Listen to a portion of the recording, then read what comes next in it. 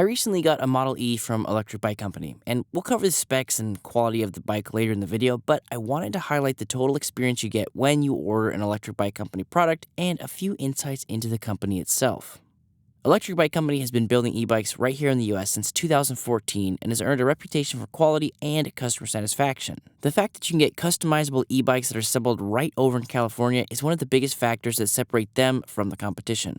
They offer a 2 to 10 year warranty, depending on what part of the bike we're talking about, and the fact that they've currently got a 4.9 star rating on Google, so EBC does a bang up job when it comes to customer satisfaction, and they back their products up with awesome warranties. And that's before we talk about some of the other bonuses they have to offer. The most obvious bonus, and one of their largest competitive advantage to other brands, is the fact that you can customize pretty much every detail of your bike. Today, I'll walk you through all the options with the caveat that as far as colors go, they can pretty much do any color you want. As long as you get them the hex code, they can make it happen. First, you start by picking your frame color. They got 10 free color options to choose from in their bike builder and 33 premium options that cost extra.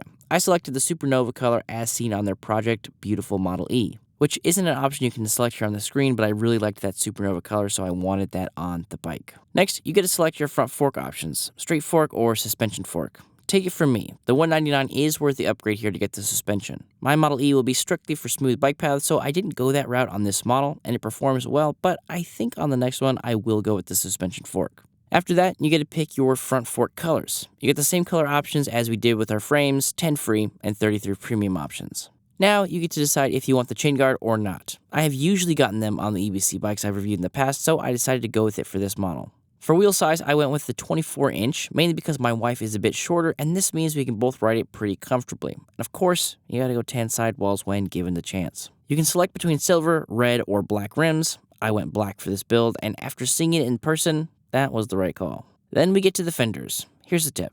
Always get fenders. They've got the same color options as we had for our frames and forks, and the addition of a wood option. Now, we get to make a pretty crucial decision, which is the size of battery we want. Standard, it comes with a 12 amp hour battery, which is a bit of a smaller size, so I went with a 14 amp hour battery. I'm not a huge fan of basket batteries, though they work well, so that's why I stuck with the 14 amp hour option to maintain the ride feel I was going for. Next, we get to choose between additional carrying accessories, a front rack or a front basket. I went with the basket because I want that carrying functionality, but the option to remove it if I wanted to, which you can't just do on a whim with the front basket battery option. We have the same color option here for those accessories, plus choosing the mesh color if you go the basket route. Now, the rear rack is a must when it comes to bikes, in my opinion. The EBC rack comes equipped with a MIC rack, which gives you tons of options for aftermarket accessories, like this customizable child carrier that EBC offers with their bikes. It's only compatible with certain bikes, so just make sure it'll work for your particular bike model. My son is 4 years old, and while I mainly use a kids ride shotgun for my Zen Samurai, my wife can now throw him on the seat and take him to the pool, which we'll be using quite a bit this summer. Black is the only free option for the rear rack, but you can still get it color matched, like I did. EBC also offers several additional MIC accessories like baskets, bags, child seats, and there are more options out there, so if these aren't something you want, there may be someone out there making your ideal accessory. Next, we're making a geometry-based decision with our handlebars. I went with the traditional cruiser handlebars, but they also have BMX, chopper style, or MTB bars as an option. Next, we can pick our trim color, with our options being silver or black. This will apply to our cranks, C-post, and stem. Now, seat choice is pretty important, as it'll be your main touch point on the bike. I went with the traditional brown saddle, as I've had a ton of experience with these bikes over the years, and know I liked this seat alright, and didn't necessarily want the jumbo or backrest saddle. Those are also great choices if you want that style of seat. For grips, I went with the tan leather, and these grips are nice. They're double locking, which is a great safety thing to see on an e-bike, and since we selected the tan saddle, the grips are color matched, so if you picked a black saddle, then your grip options would be black. The real option here is between leather and rubber. Both are great, but I'm fond of the leather feel with these grips. Now, normally I would upgrade to the C-post suspension, but since my wife is shorter and that easily adds an additional 4 inches to the minimum saddle height, I chose to forego it on this build. But in general, if you can fit the bike with the suspension C-post, I would highly recommend them. They're a game changer when it comes to comfort. They now also offer a surfboard attachment, which is pretty cool. Not a lot of surfing in Texas, so I don't need that one. I didn't get the helmet because I've got about 12 lying around the house, but their color matched helmets are super nice and I've gotten them before. If you don't have a helmet already, this is a great addition, and matching your custom bike is also a nice touch. For drivetrain, I might suggest 7 speeds for most people, but for what we will be using this bike for, the single speed was all we needed. But if you want the gearing options, an additional $49 is worth the upgrade for those use cases. You have the option between twist and thumb throttle, and this one is really a personal preference. I like the thumb throttles and have upgraded every bike I have that didn't come with a thumb throttle. If you want twist, there's no additional charge for that. The upgraded technology package is probably worth the money, but I didn't need it for this build. If you're curious, the upgraded package comes with an upgraded light, turn signals, brake light integration, 4-piston brakes, an upgraded toolkit, a full-color display, and an AirTag bell. Now, I won't be doing any riding at night as the pool isn't open at night, and I don't need the turn signals, so I didn't make much sense for us.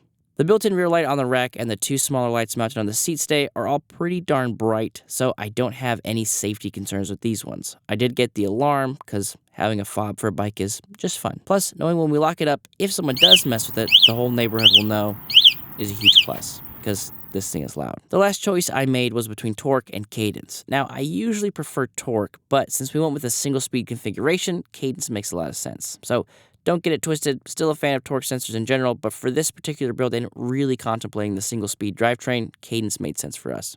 The last few options are a lock, the EBC repair kit, and an extended warranty, and an advanced charger, which I did snag because I wanted to try it out. You may not need anything other than the standard charger here, though. Then the bike was shipped fully assembled, which I really love about EBC in general. I just had to adjust my handlebars, and I was ready to ride. So now that we've built it out, it's time to take it out for its maiden voyage. Alright guys, we are out here for the ride test on the Model E from Electric Bike Company. So let's go ahead and turn the bike on, which we'll do with the keypad over here.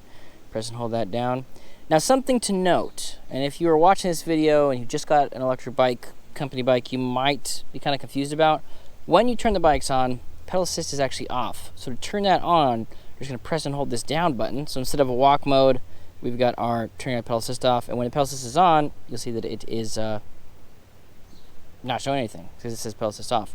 So we'll go ahead and start out with doing the throttle.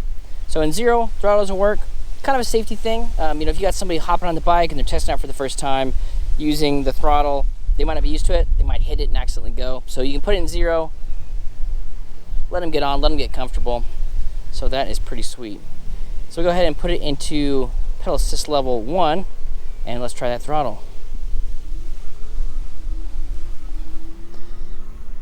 Now we do got a pretty powerful 750 watt motor back here, so you do have some get up and go. And because this is cadence, we talked about cadence versus torque and my reasons behind that, our top speed is going to be limited by what pedal assist level we're in. We're going into some decent wind here, so hopefully the audio turns out all right. So we'll go ahead and put it into pedal assist level 2. And again, we're getting about 11 miles per hour in pedal assist level 1. 2 is going to take us up to 14.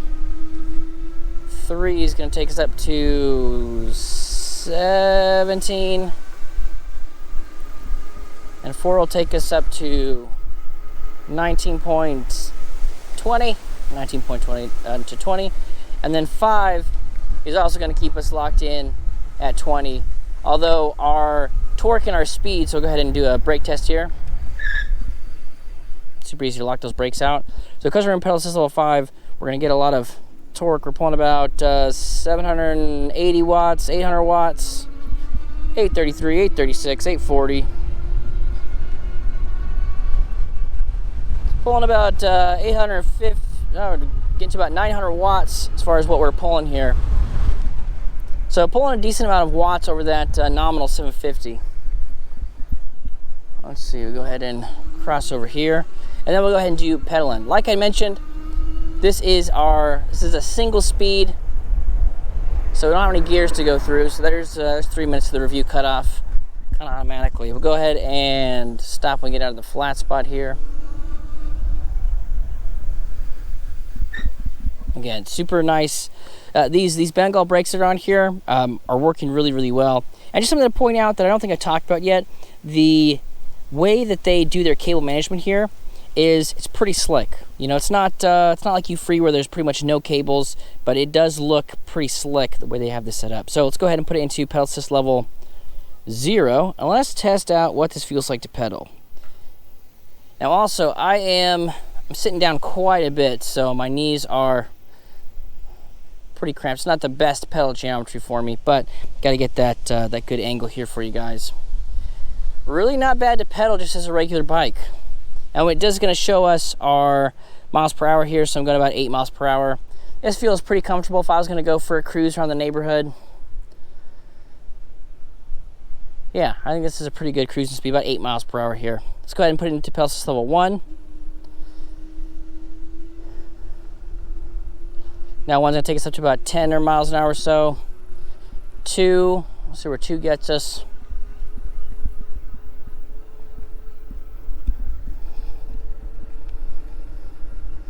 Up to 12, 3.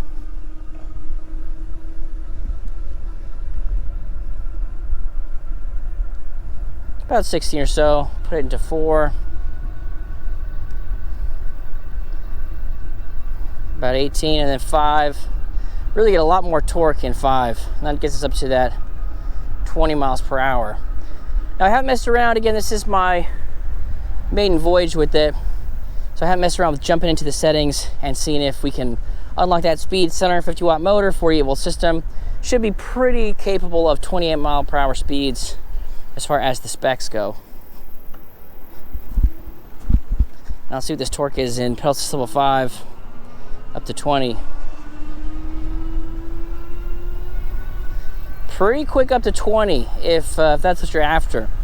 And, you know, for a lot of people that get this bike, they're probably just looking to cruise around, not do anything too sporty. But what I always tell people is it's nice to have a bike where you sort of have that potential, but you don't necessarily have to use it. So if you're gonna cruise around, pedal assist level 2, you know, pop around the neighborhood, things like that, then you can still do that on this bike. And then if you need that top speeds or you want a little bit of get up and go as far as the torque goes, because the torque curve does seem to change with our level of pedal assist. So in 5, we get much more torque up through that 10 miles per hour, whereas in pedal assist level 1, getting up to that 10 miles per hour is a nice gradual walk up. So it does sort of modify our torque curve there with our pedal assist level. And as far as comfort goes, again, we don't have the front suspension because this is the type of trails this thing's gonna live on. So smooth, blacktop, concrete, bike trail sort of stuff. So I don't need that up front. And in the rear, like I said, my wife's gonna be riding it, so that's why we don't have the seat post suspension here. If it was just gonna be my bike, I probably would have put the seat post suspension on there because I got plenty of room to do that. And like I said, she's a bit shorter, so that way we can both use it, and yeah, we'll be good to go.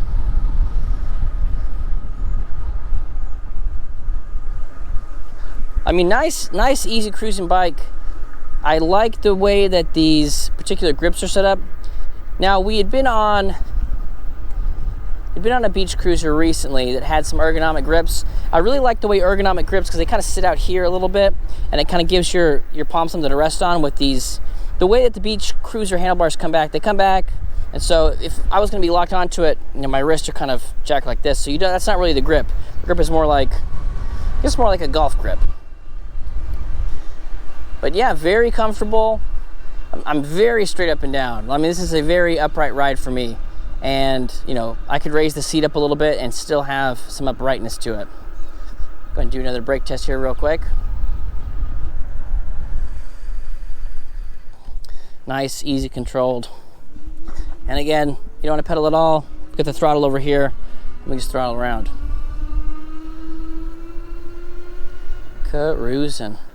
Well, guys, I think that is going to do it for our review on the Model E from Electric Bike Company. We talked about the ordering process, some of the things you can expect if you decide to go this route and get your own Model E.